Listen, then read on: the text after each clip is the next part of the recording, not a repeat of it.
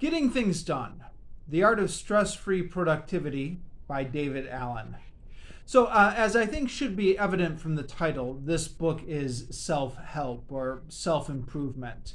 I read it as part of my professional development goals and work. I mentioned to my manager that with increasing responsibilities and with my home life becoming increasingly complicated with a variety of things, living abroad and filing taxes abroad and that kind of thing, having children abroad, that sorting out schools for the children, the whole thing with raising a family, and with really being busy at work with a number of different responsibilities, that I was feeling a little bit overwhelmed by it all and having trouble kind of sorting through my priorities. And she told me that for my professional development goals at work, I'm allowed at one personal goal for organization or productivity, and kind of recommended this book to me. I say kind of because it was just an off-the-shelf recommendation, so to speak. It was one of the default recommendations on the form at my school. But I went to the library and picked it up. And so this is a book about, well, yeah, as the title implies, getting things done. So, the thing about these self-improvement books is to really judge its effectiveness, you have to see how it works in your life a month later, a year later, 10 years later. And when you just finish the book, and I'm at the stage now where I just finished the book, then it's really hard to say how well this system works because I haven't fully implemented it.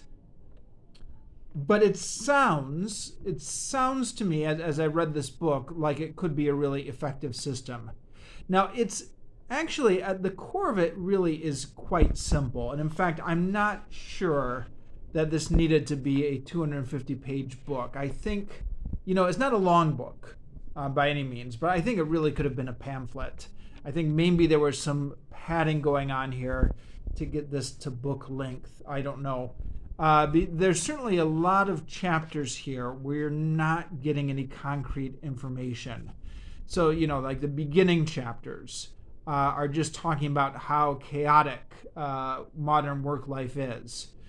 You can see that maybe in the headings here. The problem, new demands, insufficient resources, work no longer has clear boundaries, and you're like, yeah, come on, I know. Give me the tips. Give me the good stuff. And then the ending of the book as well is a lot of kind of pep talk about how much this is going to change your life. And really the core of the book, the concrete proposals he's offering, I think could be summarized in much shorter time. Although whether they'd be as effective without the sales pitch, I mean, who knows?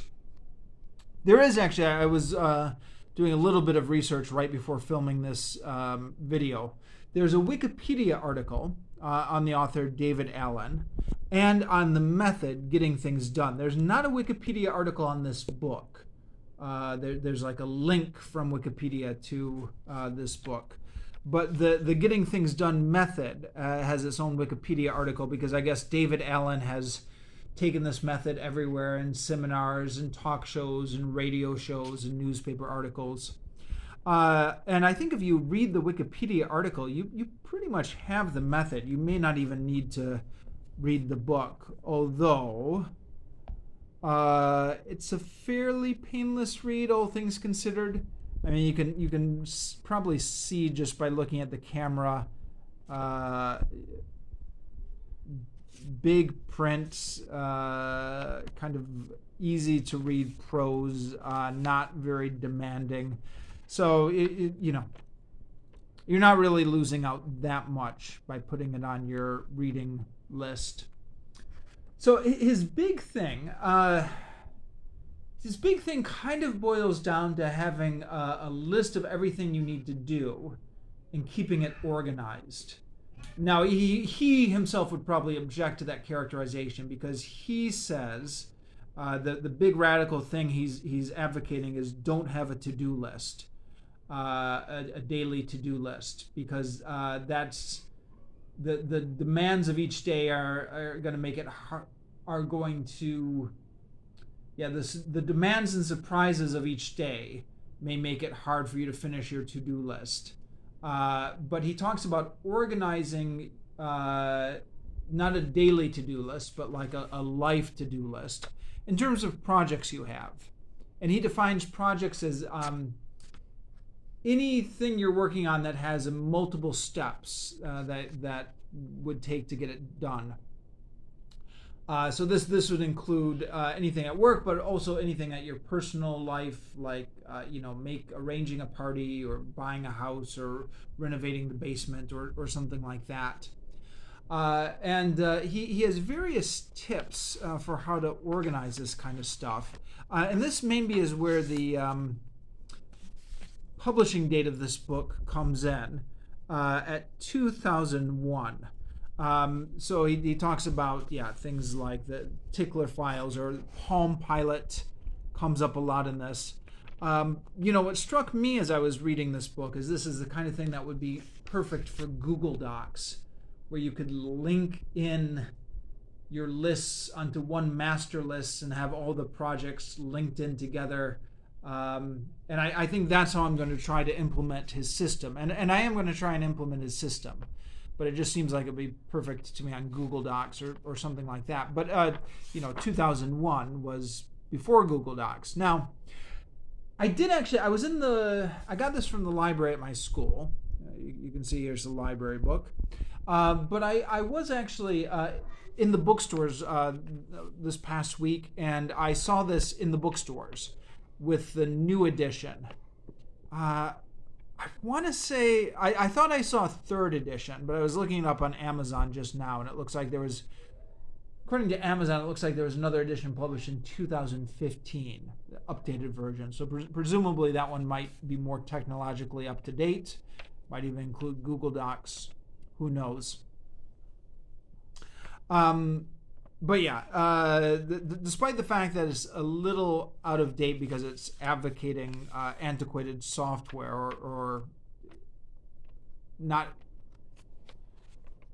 in line with all the tools we have nowadays, the basic system is you just write down all your projects and then you sort what you want to do with them by determining the next action. He's got a flow chart here, which actually pops up a few times in the book. So here's page 36. This is his flow chart over here.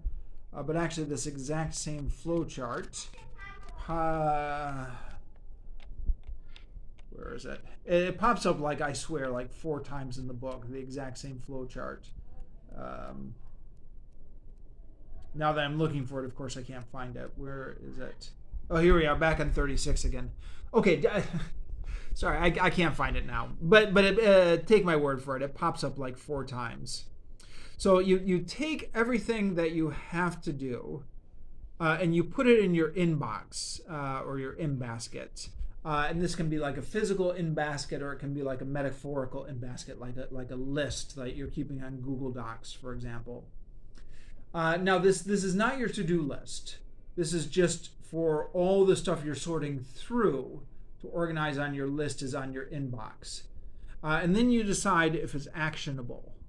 If it's not actionable, either it's in the trash or it goes on your someday maybe list,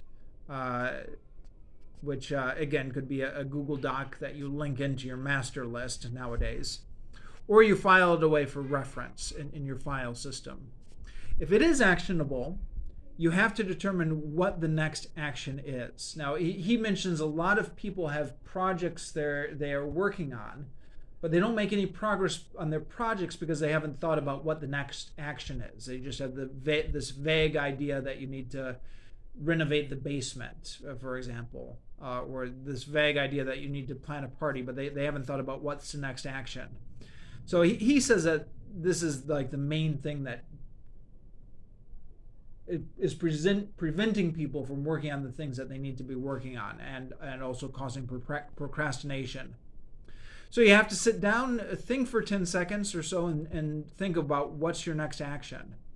Now, if it's less than 2 minutes, you just do it right now. There's like a 2-minute rule.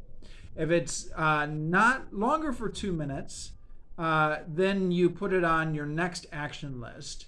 And your list is organized, again, not as a daily to-do list, but in terms of the different projects that you're working on.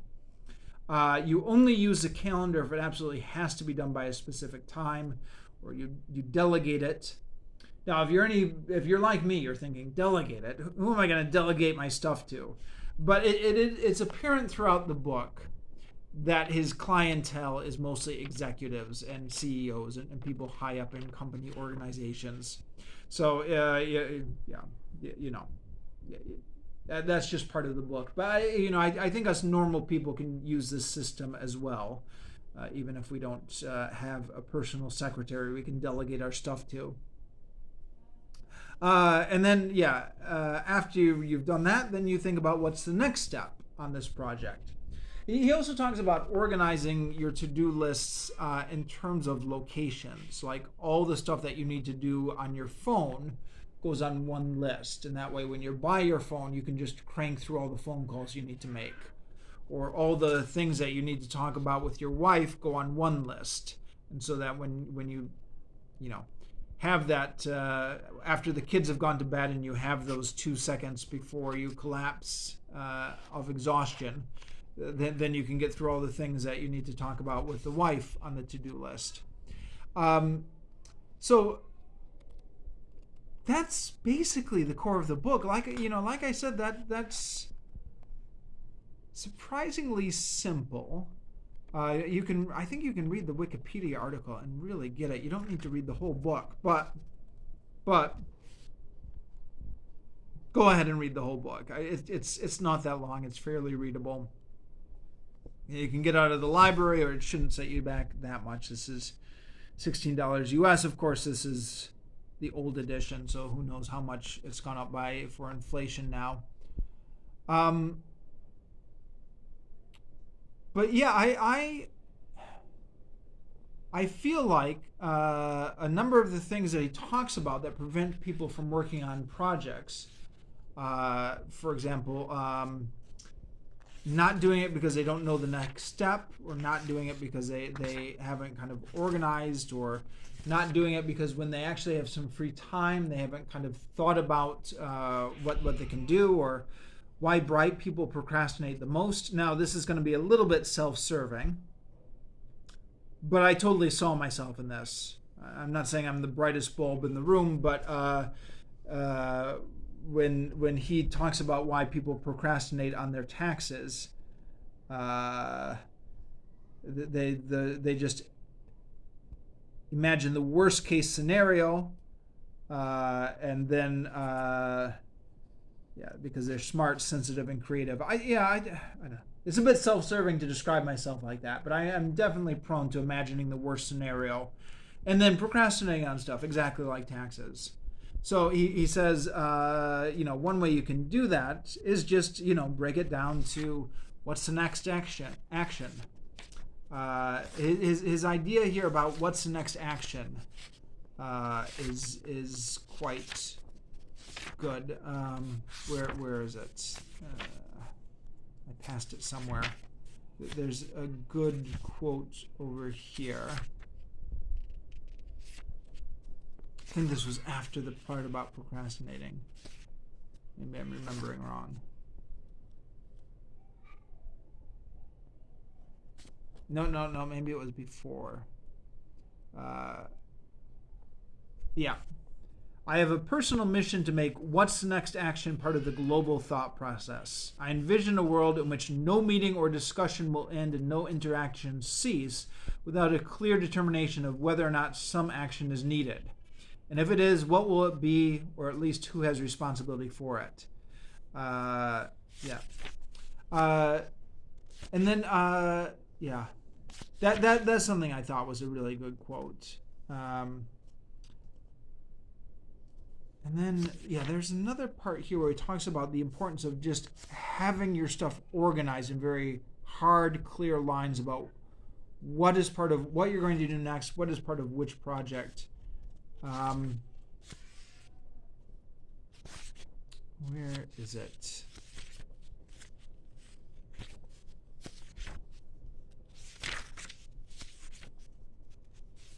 He talks about organizations that do this operate very cleanly, and organizations that don't do this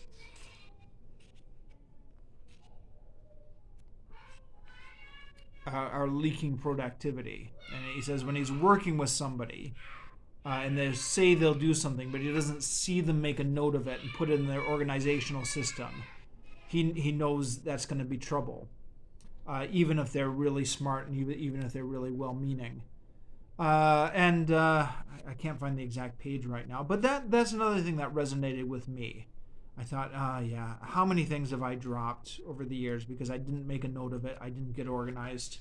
So I want to say that the information in this book is going to be really useful for me, but check back in 10 years, see how I'm doing. Have I implemented the stuff in this book?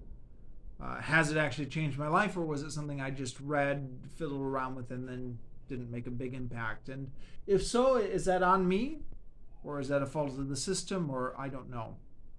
So yeah, we'll stop here.